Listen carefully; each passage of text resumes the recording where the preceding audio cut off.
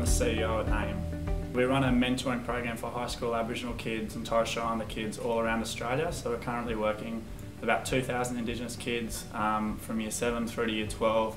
And we're kind of like what I suppose the Australian Institute of Sport is for athletes, we are for Indigenous high school kids. So we wrap a development and support program on top of the high school system, and the kids go through different modules throughout their high schooling experience. By the end of Year 12, we then help them transition into university or into full-time employment, and our kids sort of finish school now at almost the same rate as every Australian kid, so it's effectively kind of closing the gap around Australia, which is pretty exciting. I suppose there are a few motivating factors with starting AIME. One of them was, I suppose, my family story. So my mum's Aboriginal and I've got Aboriginal family, which has been a really important part of my life, and I suppose I could kind of stand in between both worlds a little bit. And when I got the opportunity to go to university and I got a scholarship, and it was a leadership scholarship, I suppose I was challenged to think about how I'd be able to put back with that opportunity. And so I got a bit frustrated with all the complaining about the problems and thought, why don't I try and do something practical?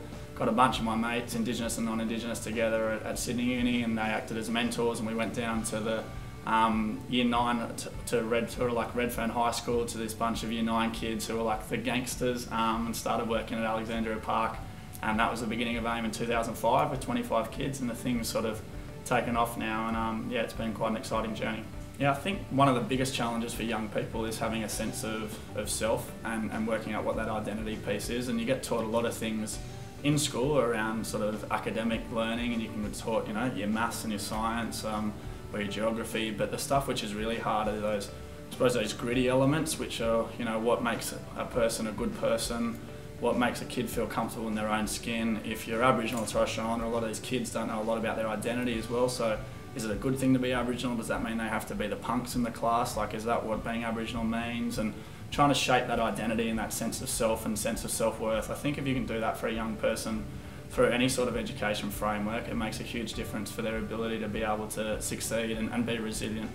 I think the one thing that it excites me about a shift that we could potentially make in the education system is kind of happening, and I think it's on the right direction towards heading there, but really trying to engage a generation of people my age with teaching and with education, and trying to get that top talent excited. So things like Teach for America, which has then come over here with Teach for Australia, trying to think of ways that we can be innovative to put the best, most dynamic people in front of our kids, because at the end of the day, what we've found is that that's the X factor piece. It doesn't matter how much stuff you know, if you can't communicate and engage a student, then you're never going to be able to take them on a journey that they need to have that learning experience, which, you know, for many of us is a very rich opportunity. So I think if we can get the right talent in front of these kids, and people that the kids want to be like, that'll make a huge difference to what we're trying to achieve with our education challenges.